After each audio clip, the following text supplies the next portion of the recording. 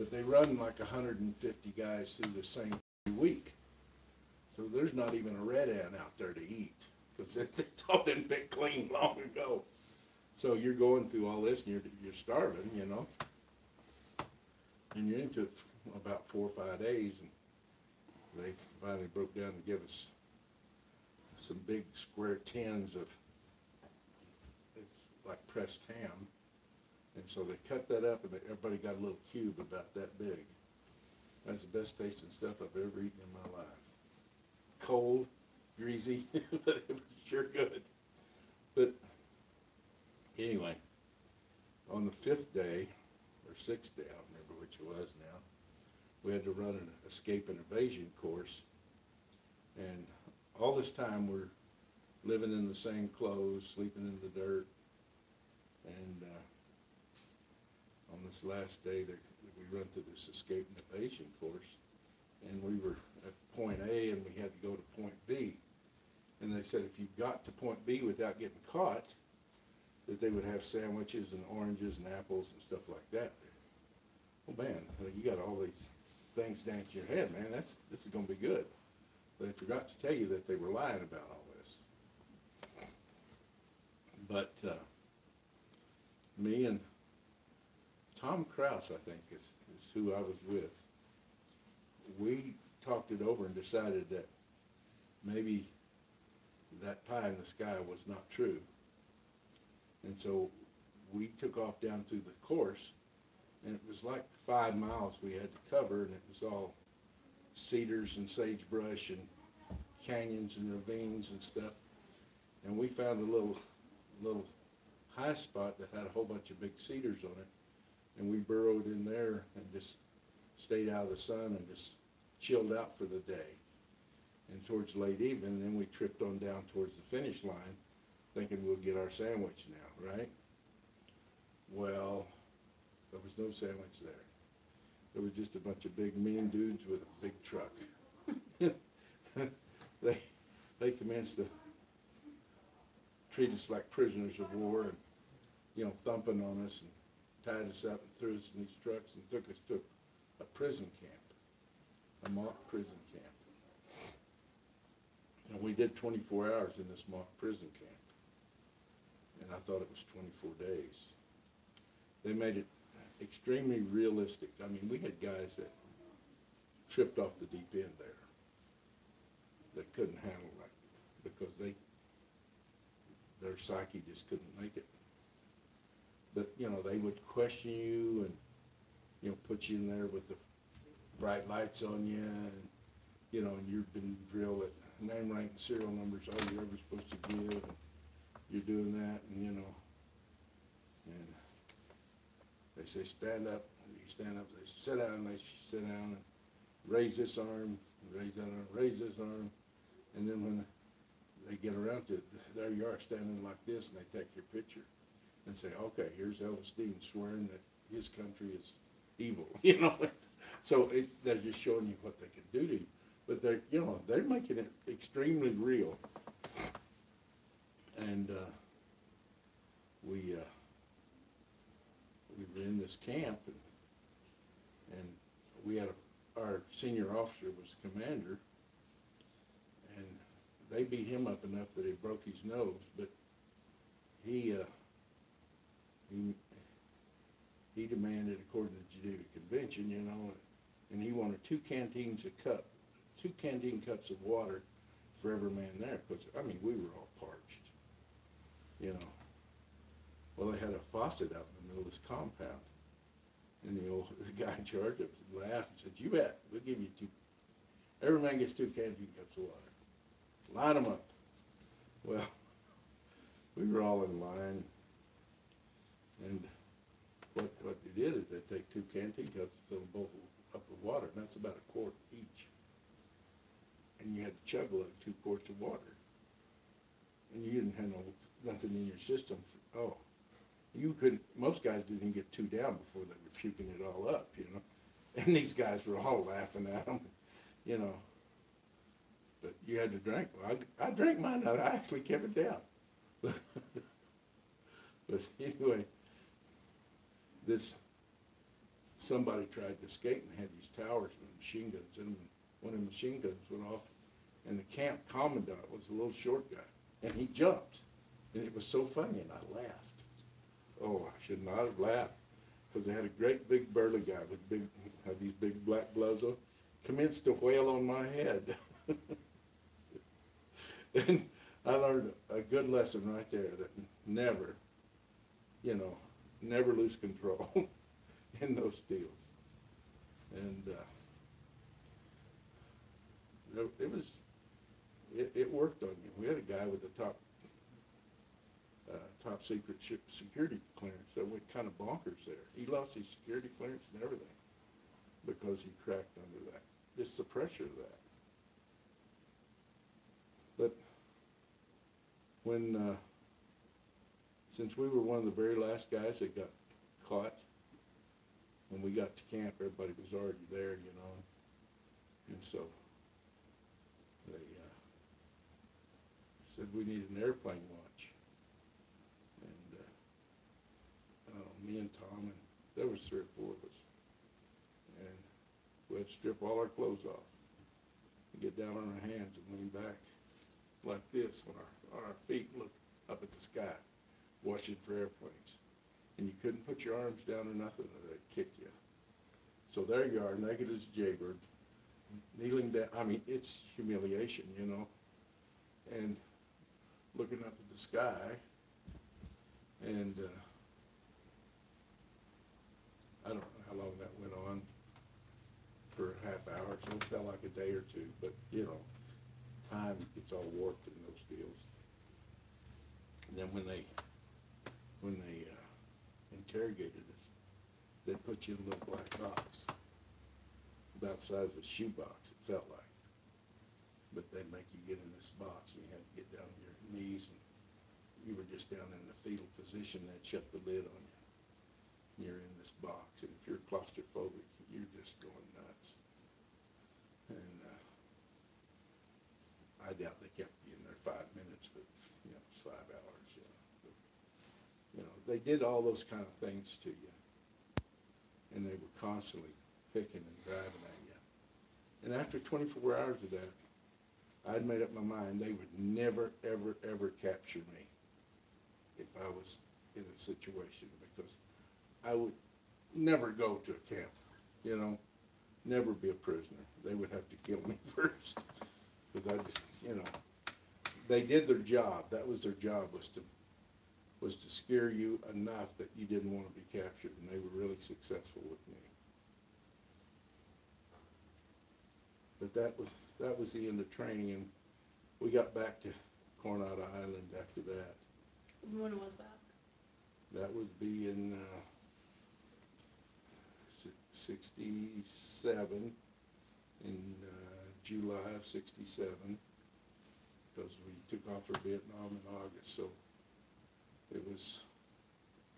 we'd come home from Alaska, we'd been on 30 days leave, we went to California for 3 or 4 weeks of this training, and then as soon as that was over, we were on our way to Vietnam. So that would have been late July, early August of 67. And so you went to Da Nang when you first got to Vietnam. Yeah, that's where we landed, the Da Nang Air Base. And so where were you first stationed when you got there? Well, we went to what was called Camp Tenshaw, which was out on a peninsula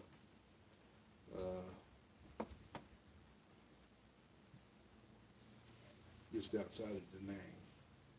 And there was a mountain out on that peninsula. It's called Monkey Mountain. That's what it was in those days. It was called Monkey Mountain. And they had deep water piers there, and LST slips. And we had a base there for CVs, and there were several other contingents around there, And we worked at our compound where we worked was at China Beach, and that's where we kept our trucks and our equipment and everything else. And so we would ride every morning we'd get up at, 5:30 or 6 and catch what was called a manhaul. It was a trailer converted to haul people pulled by a tractor. So it was like a cattle car, had benches in it. We'd all jump in there and ride to work it. Then we'd work 12 hours and get back on it, ride back to the barracks and get a shower and go to bed and get up in the morning and do it all over again. So were you immediately hauling supplies at first? Yeah, at first, yeah, I was driving within 3 or 4 days of getting there.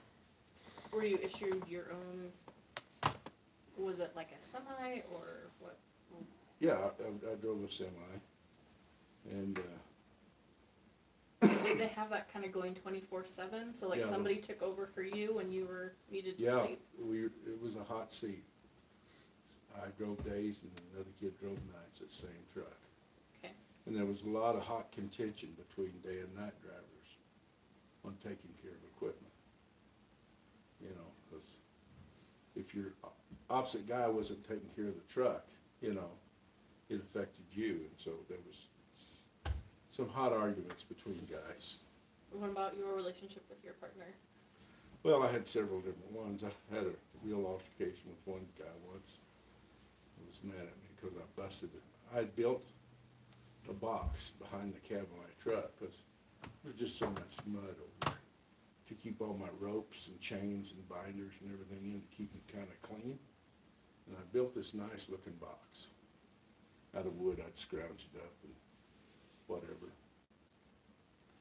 And then this kid started driving that truck, and then one day, I don't remember what happened, somebody or something pulled out in front of me, and I had to jam on the brakes. And I had a load of 105 artillery shells on, and the front two pallets came off the front of the tractor and crushed that box. And then I had to get someone to come help me load that stuff back up, but busted my pretty box. And then that guy the next day was chewing me out for destroying his truck, and we had to have a come to Jesus meeting about whose truck that was and who built the box. But most guys got along good, and I got along with most of the guys good. It's just that this was a young guy that thought he owned everything, and he did it. So how big was the unit like you were in? How was it organized? Well, I was in what was called NSA Denang, Naval Support Activity, and it was a huge organization. We handled all of the incoming shipping into I-Corps. Vietnam was split up into 4 corps. First one was I-Corps, or First Corps, out of Da Nang. Then there was Second Corps, Third Corps, and Fourth Corps was Saigon. So I was up north next to the DMZ. We were next to the DMZ. And our organization probably consisted of, I don't know, 1,500 men, something like that at least. So, just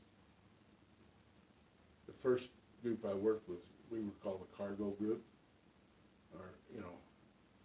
and we drove trucks and we handled all the movement of cargo from the ships to wherever it went.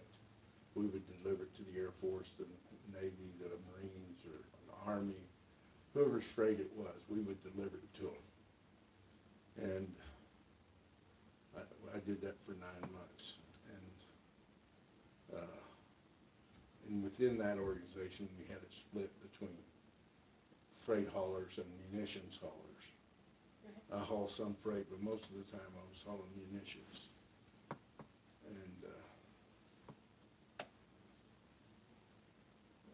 then you had what was called the heavy yard, which were the guys that run the dozers and the cranes and all that, actual construction projects. And then we had the carpenters and the plumbers and the electricians that did maintenance on everything or built stuff or fix stuff. But drivers were the biggest part of that activity.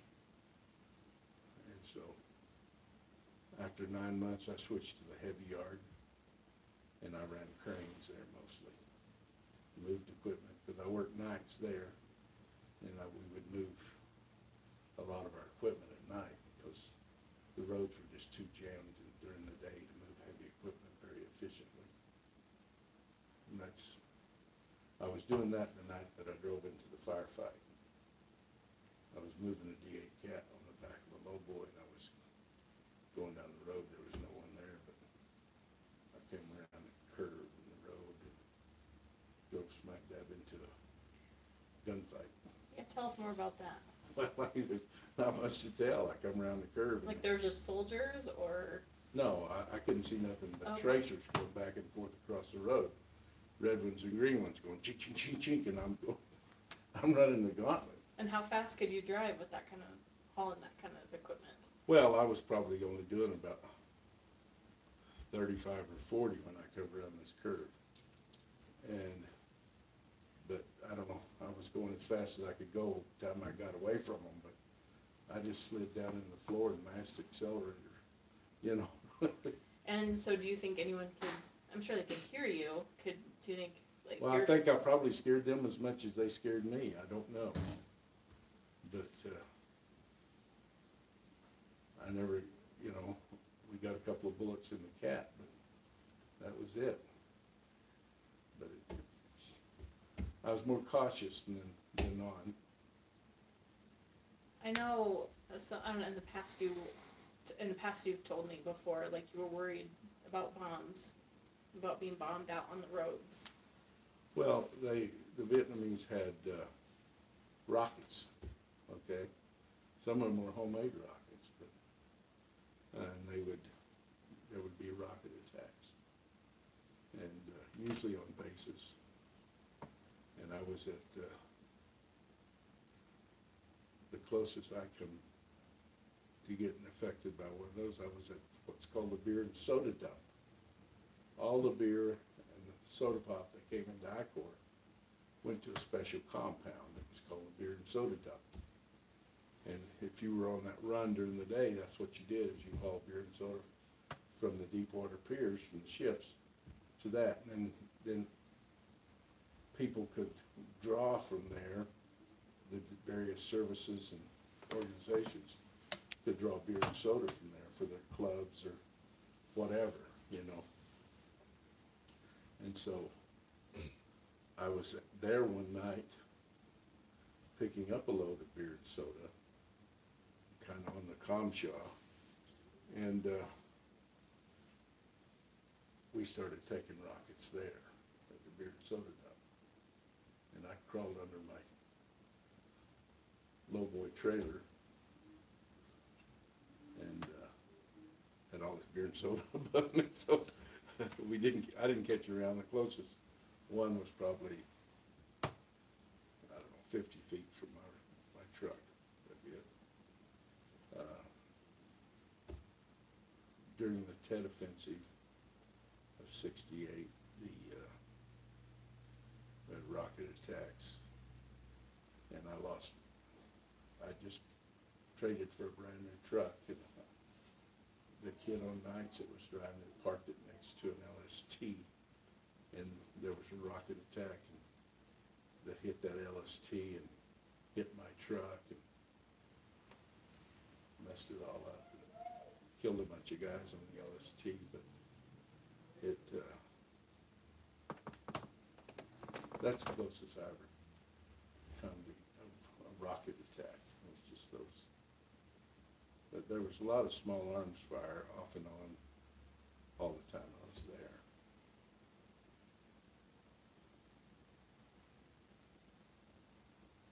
What do you think your most interesting experience over there was? I don't know. Interesting.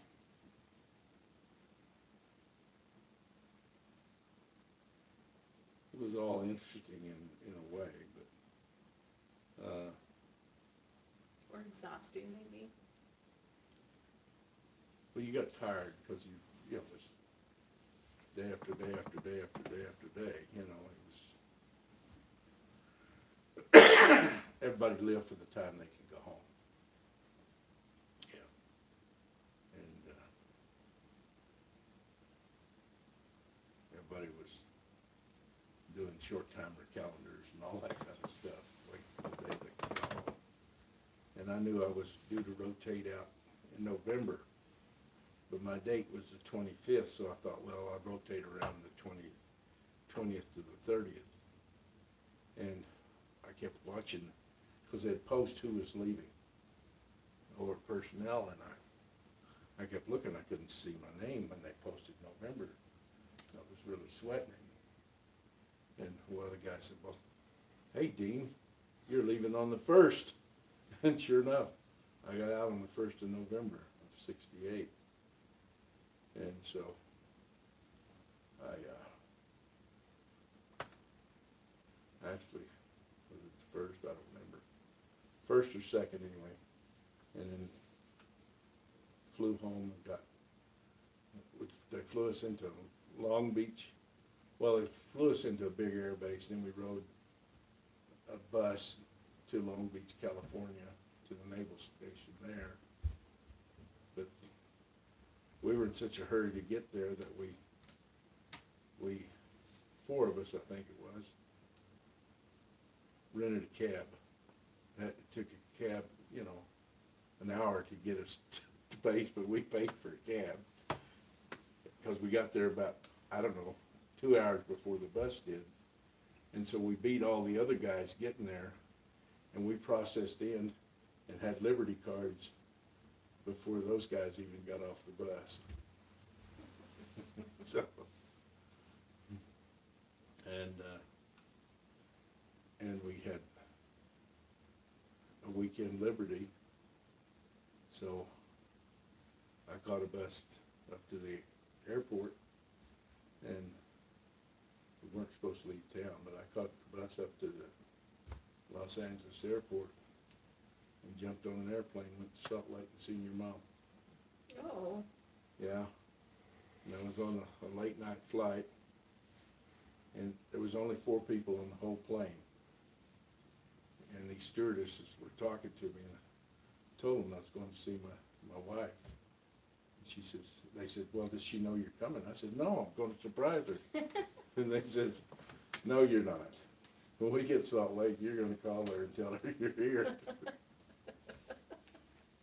And so they convinced me that that was the smartest thing to do. So I did. And then them same stewardesses took me to Oh, they gave to you a your mom. lift? Give me a lift to your mom. Yeah, they were nice gals. And so how long were you there for? I was just there for, what, 3 days or 2 days? Then back to Long Beach to, Are you sure it wasn't overnight? it might have been, I don't remember, it was short. But I had to go back, and then I had the choice of staying in Long Beach or going to the closest duty station to my home of records. And so that was Dallas, Texas, the air base at Dallas. And so I did that, and your mom met me, and then we drove to Dallas. We stayed with Tony and Marilyn, and that was on about the, what, the 7th, 6th or 7th. Anyway, I got out on the, what, the 19th of November, something like that, Oh, so 16th or 19th. days.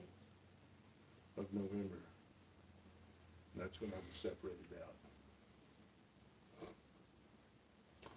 So going back for a minute, what were your commanding officers like? Oh, I don't even remember a commanding officer in Vietnam. I honestly do not. I worked for, first 3 months I was there, I worked for first class, and we had a chief there, chief petty officer, who ran the organization.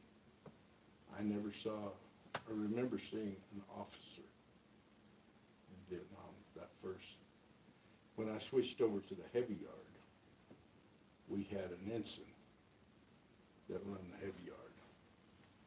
He was a civil engineer. And so that was the only officer that I remember out of all of Vietnam. And had a couple of good ones up there. Had a bad experience with the first class petty officer though, who was my immediate boss up there. He didn't like me because I was from the South. And a cracker, you know, and we didn't get along, and he wrote me up and sent me up for the old man. And,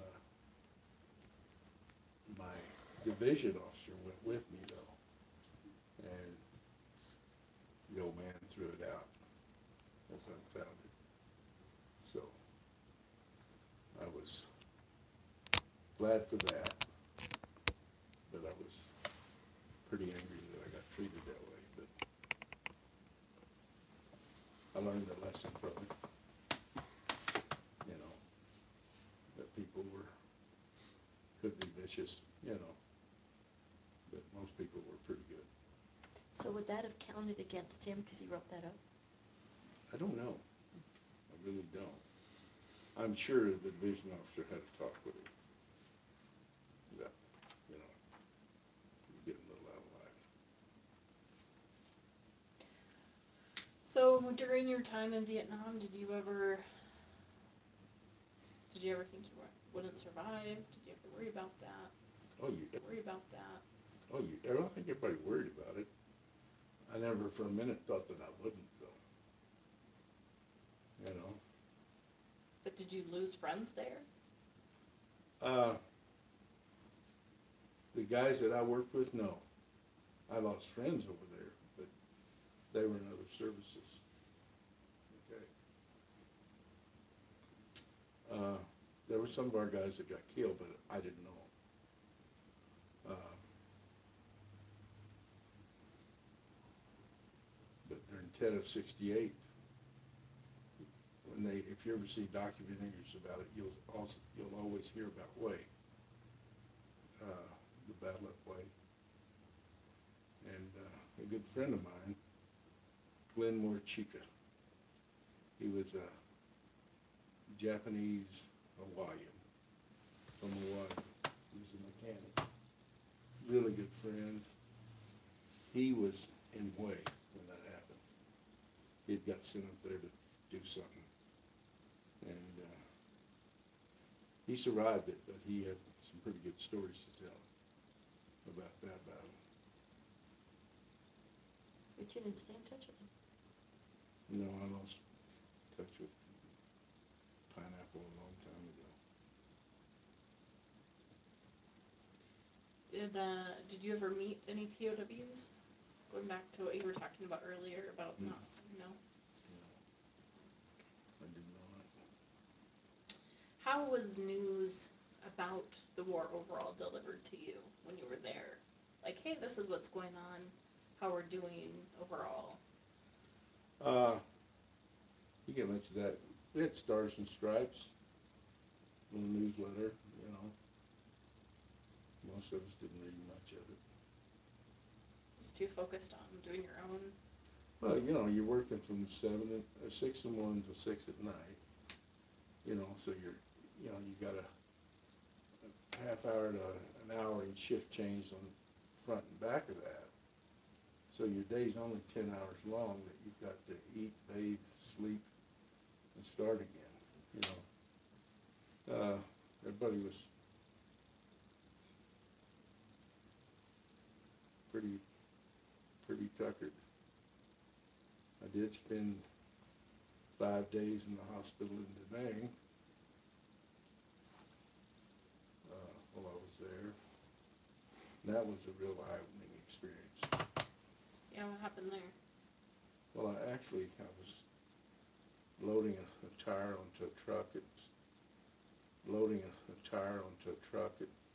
I tripped over another tire on the ground, and my hand come down on the top of the truck deck, and this big truck tire came down and hit my hand and busted my fingers and cut my hand up, and so they hauled me off down there to get it fixed.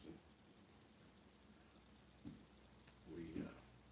I set my fingers on the way down there, but they cast them and put me in a cast and put me in the hospital for 5 days. And, in the hospital for 5 days. And, I did meet POWs there, didn't raise POWs, because they were in the beds just down the hall, down the way from me. Most of them were in pretty bad shape, but I was there, you know, feeling pretty bad with just a busted hand and all these guys all shot full of holes. But it was quite an experience when they did triage, when the helicopters would come in. They just had a big dome hooch out there with sawhorses, and they bring those stretchers in, sit those guys on, and then they'd go around, you know, do triage, and who went to surgery first and what, you know. And then after it was all over, then they just take the fire hose and wash it down, because it just was blood everywhere. It was really an eye-opener for me.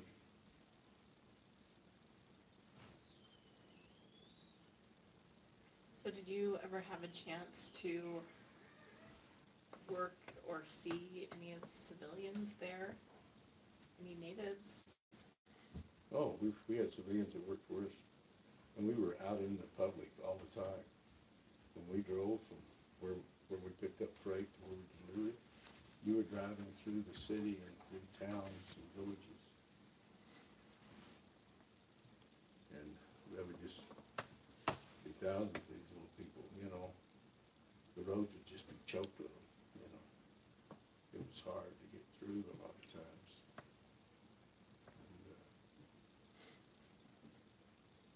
And, Did you interact with them ever? oh yeah, lots. When there was this one kid. When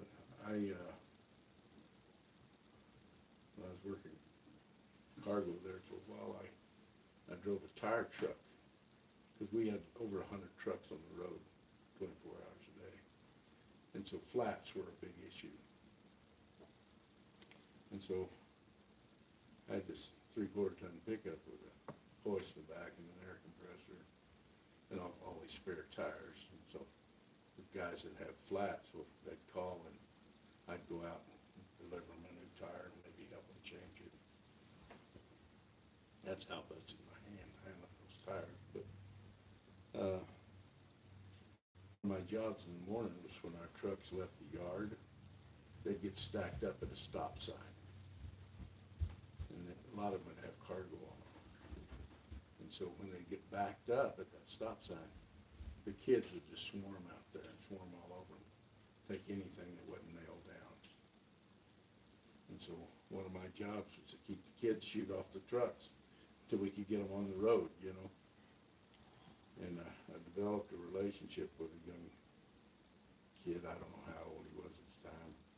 I like to think about 12. He might have been 14. But I would buy him a hamburger at the USO every day. And he was the king dude, okay? If I took care of him, he'd get the kids off the trucks. And so, in fact, they stole my camera out of my pickup one day. The next day, he brought it back to me. How nice.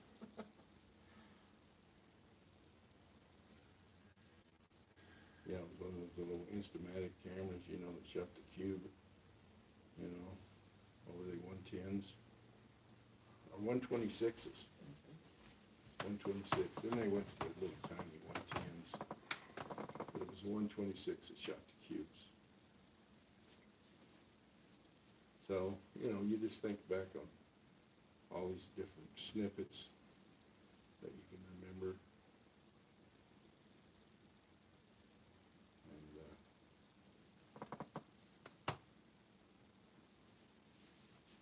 you know, things you haven't thought about for years kind of come to your mind. But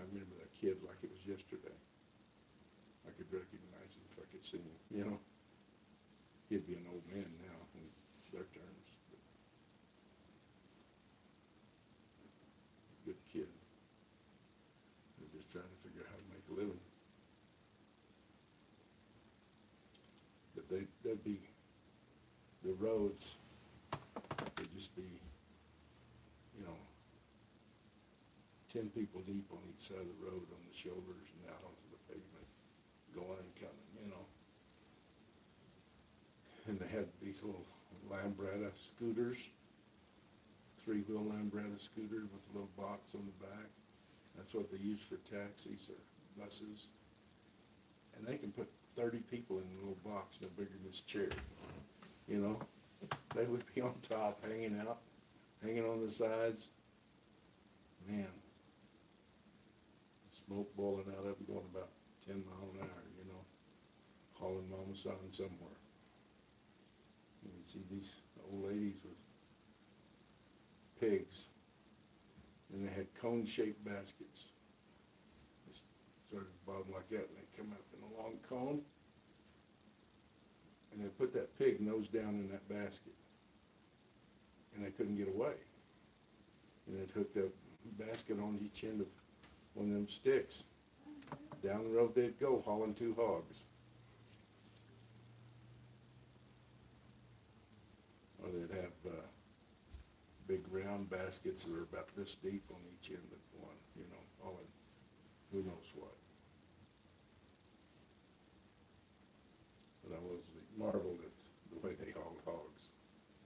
They had them little pot-bellied hogs, you know. It's way back. There's not much meat in one. I went to a barbecue one night that a bunch of Green Beret guys had, and they had this pig with an apple in his mouth all done up, you know, candied and on a big tray, and when they served it, you know, the big old cleaver, and they just chopped right through that hog and served a slice of it. And it was almost all fat, and there was 2 little bitty round pieces of meat, you know, where the back strap should be, you know. That's all that was there. It was funny. But, so I met a lot of interesting characters over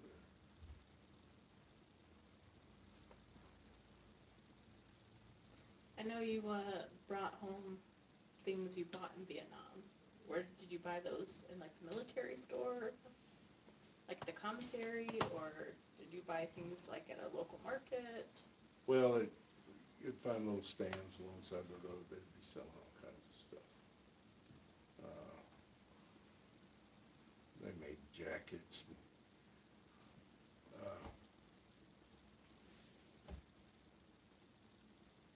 Poncho liners came out in Vietnam, you know, to go under your poncho. Well, before they even come in country, it seemed like the Vietnamese already had a source for those and was already making them into jackets and selling jackets made out of poncho liners before they were even issued to the troops, you know.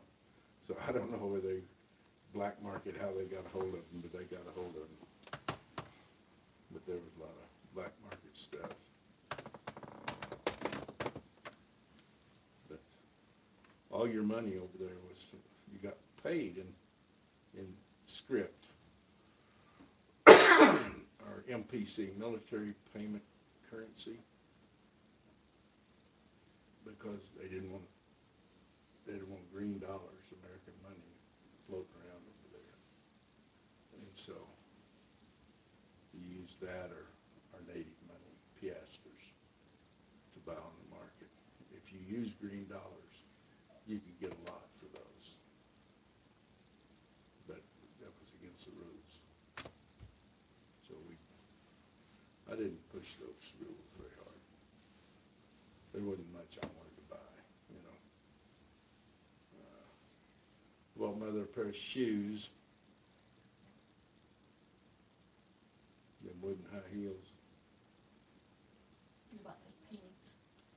Yeah, I bought those paintings. They actually had a vendor on base that sold those.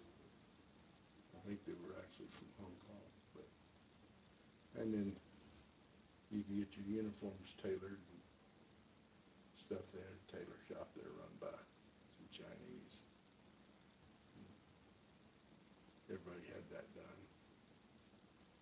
and they sold suits. That's where I had my suits made. I had a couple of suits made.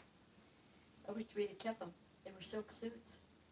But he was so skinny that it didn't take long for him to grow out of them, and we just put them in Goodwill. We just, donated. Yeah, Somebody was probably thrilled to death to get those beautiful silk suits. that blue one, I love that blue one. Yeah, I wish we had it. But they were a peg leg suit back then, I think you grew out of them with what, a year? Yeah, about a year. Mother and I got married on the way to 171 pounds. Oh my goodness. My uniform, my whites were 30. Waist? Wow. That's skinny for as tall as you were. For his build, it was skinny.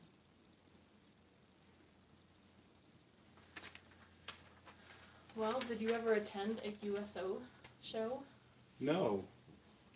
And, most of the combat guys got to those. Like I say, in the working Navy, we worked Shifts. around, 12 hours a day, 7 days a week. In 15 months, besides when I went on R&R and got married, I had 4 days off in 15 months. You could have taken more R&R. I could have. I regretted not going to Australia. But I had a choice, so I went to Hawaii.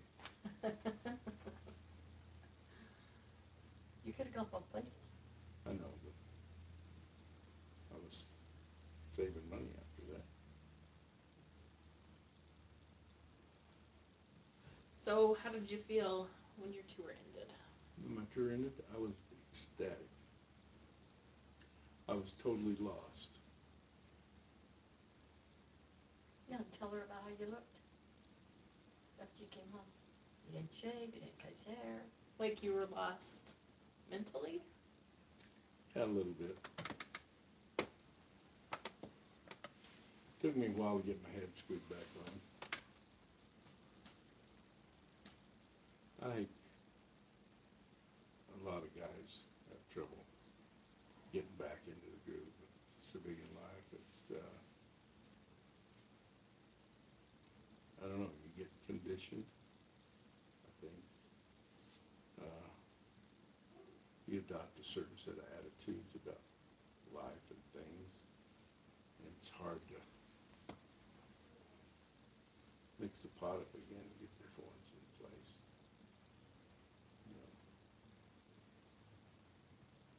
Grandpa wanted him to get a job. He was concerned. Yeah. It's always, only go with him to get a haircut or go find a job. I did find a job, finally. How long was it? Couple of them. Couple months.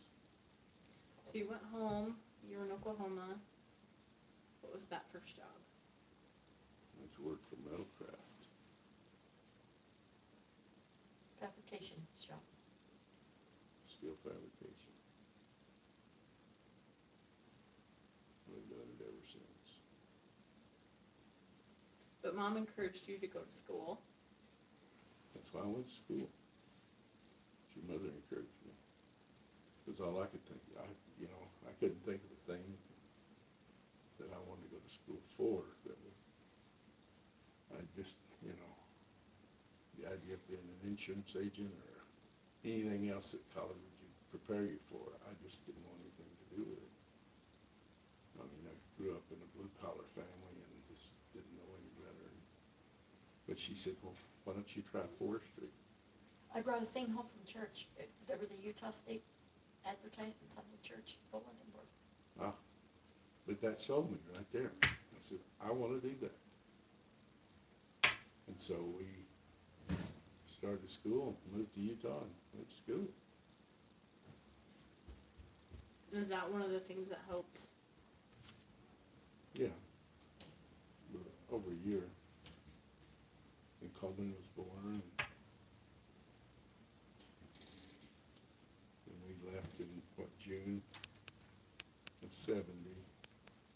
went to Salt Lake, and I worked for your Uncle Kent that summer, and started in Utah We State. lived with them and they paid you. Yeah, we lived with them, they paid me, and Uncle Kent hocked his van so I could my years to it.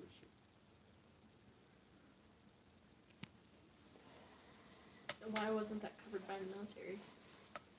Well, the way the You got GI Bill. GI Bill worked was they give you a stipend every month. Stuff that they pay out of state. Oh, I see. Stuff that they pay out of state.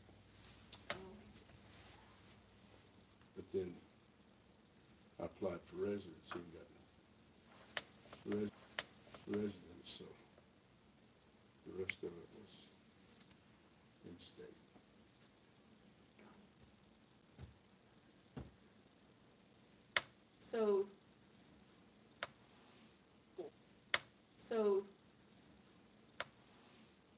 going back to when you came home, soldiers in general weren't treated well when they came home from Vietnam. So elaborate a little bit about that. You know, I didn't have any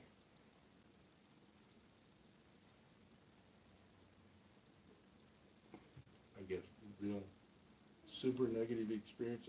I didn't have any positive ones. But I mean, I didn't have people lined up spitting on me or nothing like that. But you know, my circumstances was I come into Long Beach, I got transferred to Texas, you know. I thought in California you did have some, no? Well, some, but you know, California was the worst. I Well, think. what was it? Just some jeering, you know, yelling stuff. But, you know, as soon as you got your civilian clothes on, then nobody knew who you were, so. But, you know, nobody wore the uniform to speak of, you know. You left base in civilian clothes. You know, but like I say, I wasn't in California but a few days, then I was transferred to Texas, then I was in civilian clothes there, except when I was on base processing out. Yeah.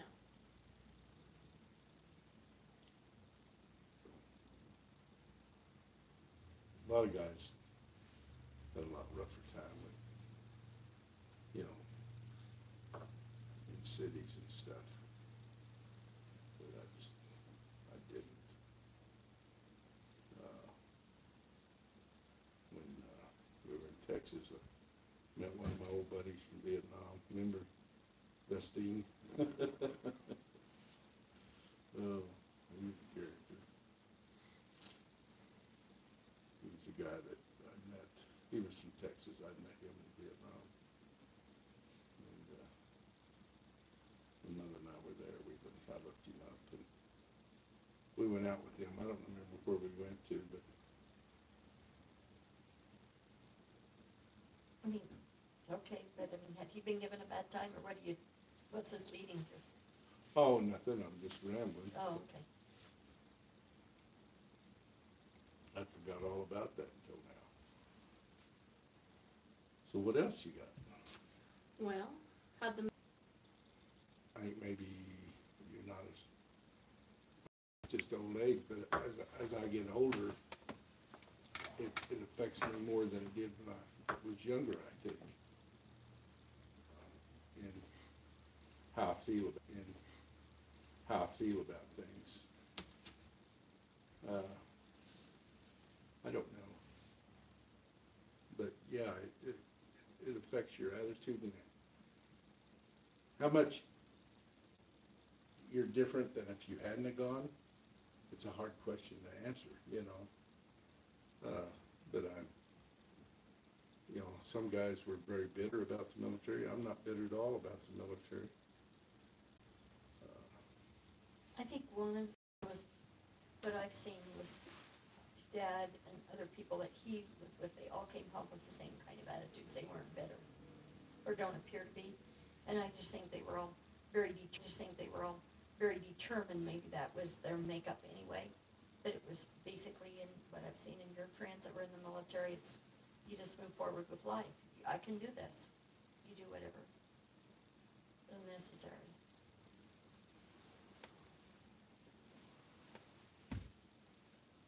So how, you mentioned that military service helped you, you know, with patriotism, how you feel about our country. How is it, how do you feel about the military, I guess, today? Well, I'm not sure how to answer that. I think in a lot of ways, the military is a better organization than it was then, but in some ways not. I'm not a real, I like to say I'm not a chauvinist, but I'm still not sure women in combat is a smart thing.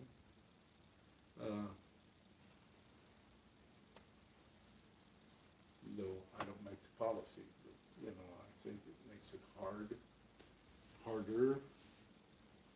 in combat situation for women to be there. You know, I think it's harder on guys as well as the women. And I know there's a lot of people that won't agree with me on that, especially the prevailing thoughts. But I'm an old school kind of guy, I guess.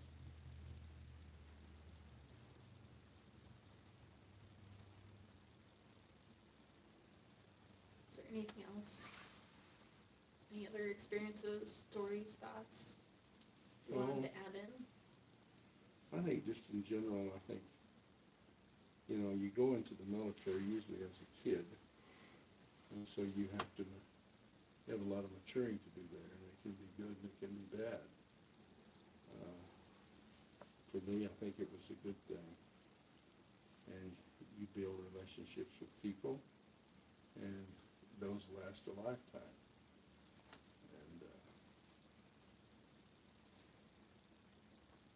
And I think everyone that can should serve. I think our country would be better off if everyone served.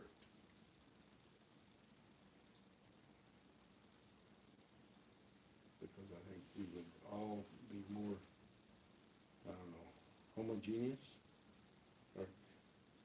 Our goals would be tighter. You know, our attitude about our nation would be different. I don't think, you know, we wouldn't have near the radical influence that we have today if everybody served.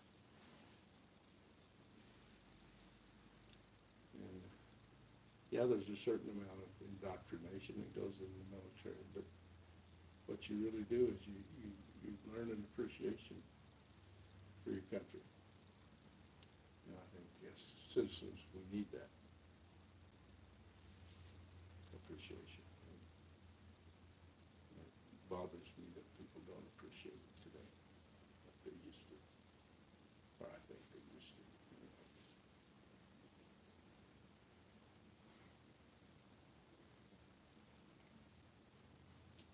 About you, Mom, is there anything you think? Not that I can think of right now. There'll probably be something, All right, well, And that's all I got to say about that. that's the end of that. Is that Forrest Gump? That's all I got to say about that. Yeah. All right, well, is everybody's bum sore? Mine's a little sore. Well, Jake had it out. I was afraid he'd jump or something and tip the tripod over.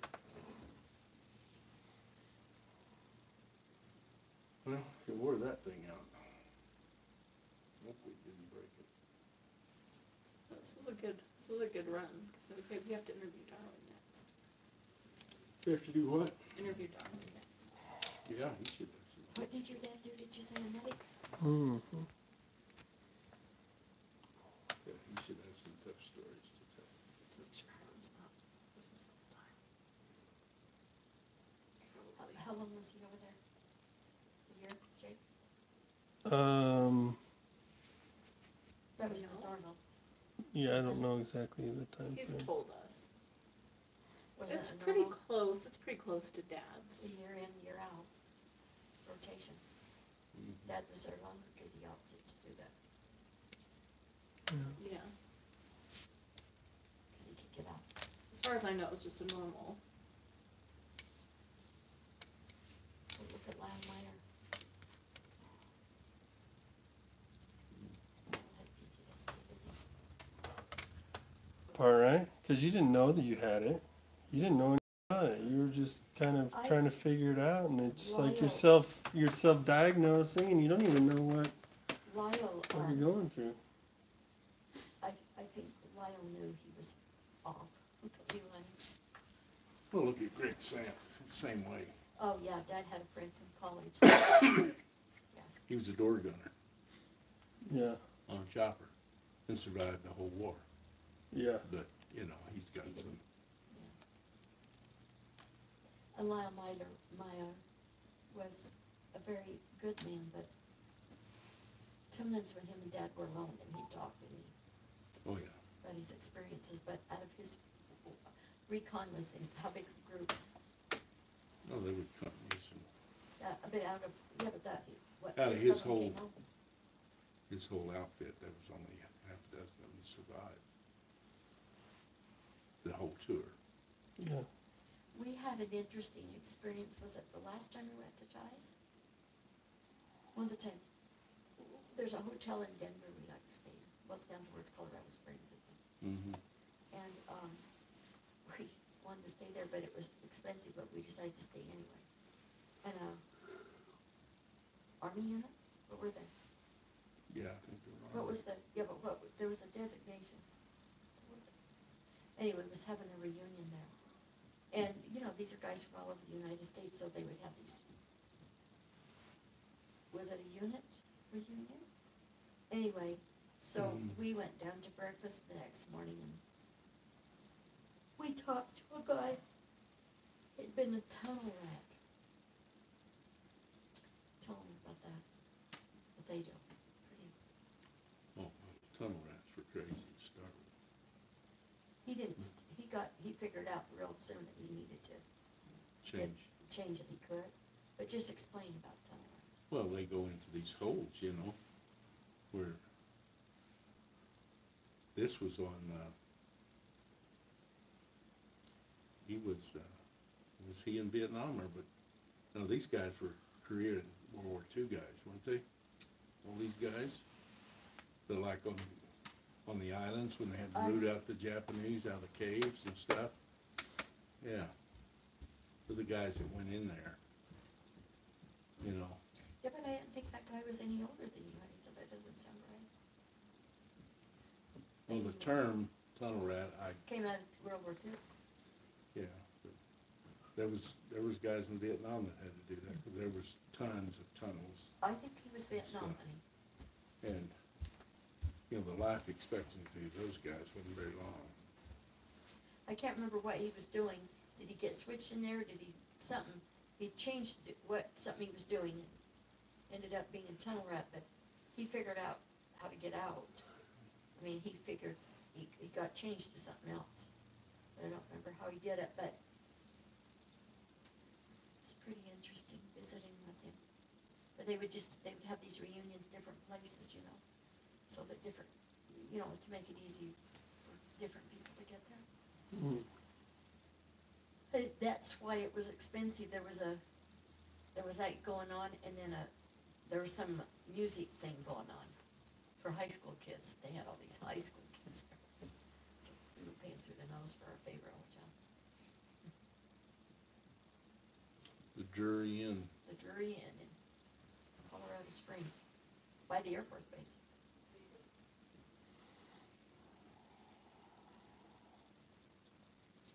You know, what's it been, 2 years ago, 3 years ago? Wyoming had a big, state of Wyoming, they're doing it all over, but state of Wyoming started trying to do things to honor Vietnam vets. They had a big thing here in Casper. Did quite a few things.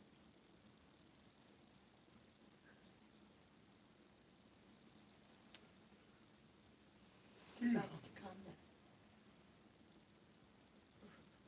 especially him. But not all of them. We met a couple one time, where did we?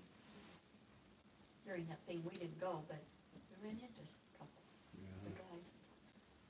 Make sure we do have him do his thing. It's already 5:30 and I don't think anyone's quite ready for dinner yet. It's too early. Plus, we need a bowl of ice cream or something. What about you guys? We're fine, either way, aren't we? Just get up and stretch, right?